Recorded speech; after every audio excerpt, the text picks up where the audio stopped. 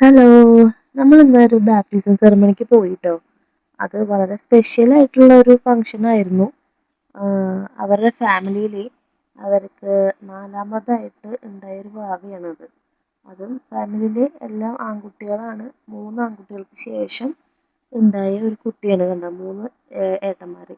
3 ഏട്ടന്മാർക്ക് ഉണ്ടായ ഒരു അനിയത്തി കുട്ടിയാണ് കേട്ടോ അത്. അപ്പോൾ ആ ഫംഗ്ഷൻ എന്ന് വെച്ചാൽ വളരെ വളരെ ഇമ്പോർട്ടൻ്റ് ആയിട്ടുള്ള ഒരു ഫംഗ്ഷനാണ് അവർക്ക്.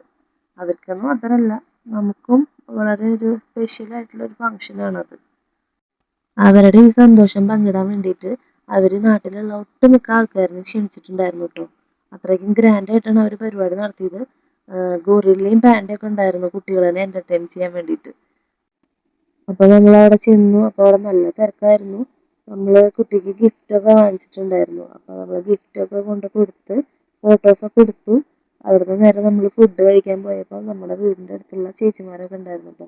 അപ്പോൾ നമ്മൾ അവരോടൊക്കെ സംസാരിച്ച് അങ്ങനെ നമ്മളും ഫുഡ് കഴിക്കാൻ പോയിരുന്നു. ചിക്കൻ ബിരിയാണി ആയിരുന്നു കേട്ടോ. അപ്പോൾ നല്ല ടേസ്റ്റുള്ള ബിരിയാണി ആയിരുന്നു കേട്ടോ. അപ്പോൾ നമ്മളങ്ങനെ ഫുഡൊക്കെ കഴിച്ചു. ഏട്ടൻ്റെ മോള് അമ്മോട് എടുക്കാൻ പറഞ്ഞിട്ട് വാശി പിടിക്കുകയാണ് കേട്ടോ. അങ്ങനെ നമ്മൾ നേരെ അങ്ങനെ നടന്ന് ചെന്നപ്പം അവിടെ പഞ്ഞിമിഠായി, പോപ്കോൺ, ഐസ്ക്രീമൊക്കെ ഉണ്ടായിരുന്നു കേട്ടോ. മഴയായതുകൊണ്ട് നമ്മൾ ഐസ്ക്രീമൊന്നും കഴിച്ചില്ല, മക്കൾക്കും കൊടുത്തൊന്നുമില്ല. അപ്പോൾ നമ്മൾ പോപ്കോണും വാങ്ങിയിട്ട് അവിടെ ഹാളിൽ പോയിരുന്നു. അവിടെ നല്ല അടിപൊളി ഗാനമേള ഉണ്ടായിരുന്നു. പിന്നെ ഈ പാൻഡയുടെയും ഗോറില്ലയുടെയും ഡാൻസ് ഉണ്ടായിരുന്നു. ആ പാട്ടിനനുസരിച്ചിട്ട് അവർ നല്ല അടിപൊളിയായിട്ട് ഡാൻസ് ഒക്കെ കളിക്കുന്നുണ്ടായിരുന്നു. അപ്പം കുട്ടികൾ ചെന്നിട്ട് അവരെ ശല്യം ചെയ്യേ അവരുടെ കൂടെ കളിക്കുകയൊക്കെ ചെയ്യാണ്. പോയി അവരെ പിടിച്ച് വലിക്കുക, അവരെ തൊട്ട് നോക്കുക, അങ്ങനെയൊക്കെ അവർക്ക് പറ്റുന്ന പോലെയൊക്കെ അവരും കളിക്കുന്നുണ്ട്. എൻ്റെ അനിയത്തിയുടെ മോള് ആ ഗോറില്ലേനെ അടിക്കുകയാണ് കേട്ടോ. അവൾക്ക് പേടിയൊന്നുമില്ല. ആദ്യം കുട്ടികൾക്കൊക്കെ നല്ല പേടിയായിരുന്നു കേട്ടോ. അതിൻ്റെ അടുത്ത് ചെല്ലാനും അതിനെ തൊടാനൊക്കെ ഭയങ്കര പേടിയായിരുന്നു. പിന്നെ അതിന് ശേഷം പേടി മാറിയപ്പോൾ പിന്നെ അതിനെ തൊട്ട് നിൽക്കുക, അതിനെ അടിച്ചു നോക്കുകയൊക്കെ ചെയ്യായിരുന്നു കേട്ടോ.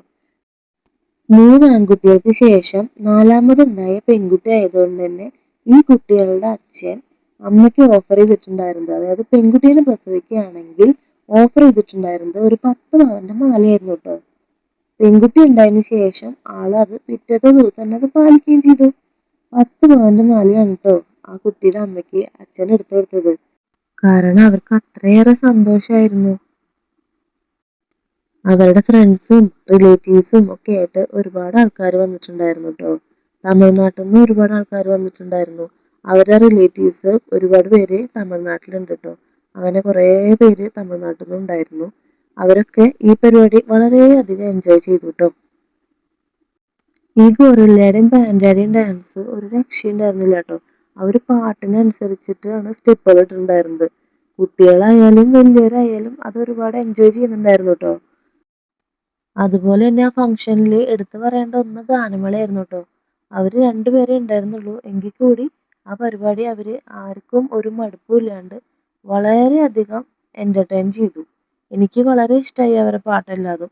അതുകൊണ്ട് തന്നെ നമ്മൾ ഒരുപാട് നേരം അവിടെ ഇരുന്ന് പരിപാടിയൊക്കെ കണ്ടിട്ടാണ് നമ്മൾ വീട്ടിൽ പോയത്. കുട്ടികൾക്ക് വീണ്ടും കൗതുകം തോന്നിയിട്ട് കുട്ടികൾ ഗോറില്ലേനായിട്ട് കളിക്കാൻ പോയെടുക്കാണ് കേട്ടോ. അപ്പം ഗോറില്ല ഇങ്ങനെ തിരിഞ്ഞു നിൽക്കുമ്പം ഗോറില്ലേനെ പോയി തൊടും. അപ്പം ഗോറില്ല തിരിയും, അവർ ഓടും.